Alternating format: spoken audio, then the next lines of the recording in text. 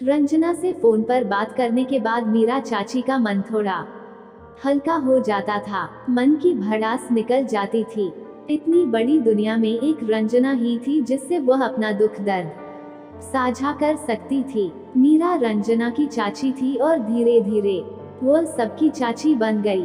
बड़ी मन्नतों के बाद चाची को एक बेटा नसीब हुआ, लेकिन पति की असमय मौत के कारण जेठ जेठानी की छत्र छाया में पला बड़ा। जेठ की 3 बेटियों में एक बेटी रंजना का कन्यादान मीरा ने ही किया था। सचमुच उन दोनों में माँ बेटी सा ही रिश्ता था।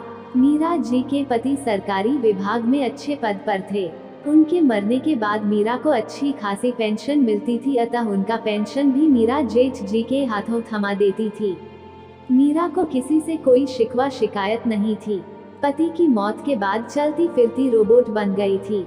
वैसे भी वह शुरू से अंतर्मुखी स्वभाव की थी और जरूरत से ज्यादा ही कुछ सीधी थी।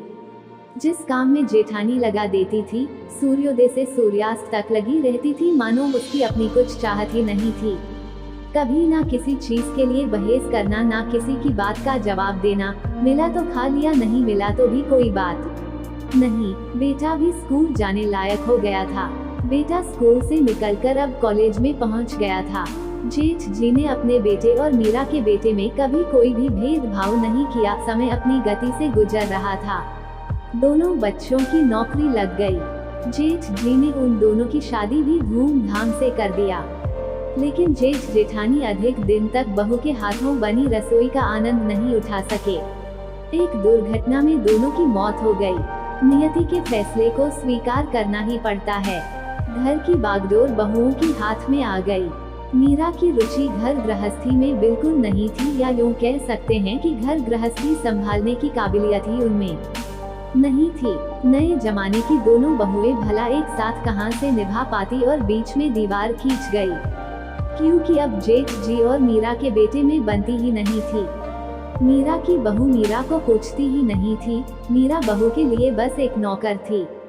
धीरे धीरे मीरा की स्थिति बद से बदतर होती गई। बहू ने उसे एक कमरे तक सीमित कर दिया, जिससे वह बाहर वालों के संपर्क में कम आए। बेटा महीने में एक बार उनके पास आता था और प्यार मोहब्बत से बातें कर पेंशन के लिए हस्ताक्षर करा चला जाता था। शुरू में तो मीरा अड़ोस पड़ोस के फोन पर रंजना से बातें कर लिया करती थी। उसकी शिकायत सिर्फ यही थी कि मुझे गंगा स्नान के लिए कोई नहीं ले जा रहा है। रंजना अपनी चाची की स्थिति से काफी दुखी रहती थी। वो जानती थी कि चाची के साथ अन्याय हो रहा है। एक तरह से उसे कैदी बनाकर रखा गया है। पेंशन के लिए जिंदा रखना जरूरी है, इसलिए सुबह शाम भोजन मिल जाता था। रंजना 1-2 बार उनके बहू बेटे से बात करने की कोशिश भी की। हमेशा यही जवाब मिलता, मेरे घर में दखल देने की कोशिश मत करो, हम उनके अपने हैं, हम उनका अच्छा बुरा जानते हैं। रंजना मजबूरन चुप ही रहती थी। कई साल बाद इस बार रंजना मायके आई। मीरा चाची की हालत देख आंखें भर आई। 2 जून भोजन और 1 लोटा पानी कमरे में रखने के अलावा कभी कोई मीरा चाची की तरफ देखता भी नहीं था। रंजना ने सोचा, क्या अपनी माँ के प्रति बेटे को कोई चिंता नहीं? कैसा बेटा है, अपनी माँ के दुख को नहीं देख पा रहा? एक निर्णय लेते हुए रंजना ने अपने पति को फोन किया और उसके बाद मीरा चाची का सामान बांधने लगी। सामान के नाम पर चाचा की तस्वीर और नारायण की मूर्ति के अलावा कुछ ले जाने लायक था ही नहीं। रंजना जाते जाते उनके बेटे से बैंक के कागजात जबरदस्ती अपने साथ लेती गई। एक फैसले के तौर पर यह घोषणा भी कर दिया कि यह अन्याय हम नहीं देख सकते। चाची ने हमें बेटी माना है, अब मैं बेटी का फर्ज निभाऊंगी। अब से चाची का पेंशन चाची के पास आएगी।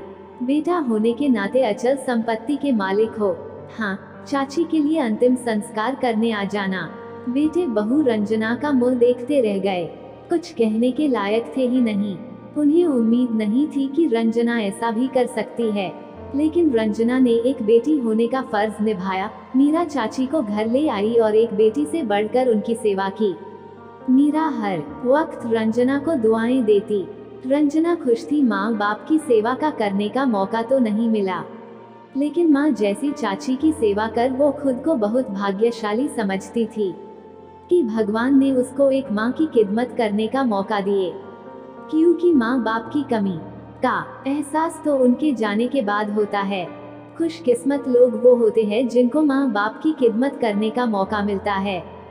हर कोई खुशकिस्मत नहीं होता है। माँ और पिता से प्यार करते हैं तो हमारे चैनल को सब्सक्राइब करें, साथ में बेल आइकन घंटी को ऑल कर ले ऐसे ही अच्छी अच्छी कहानियाँ सुनने के लिए।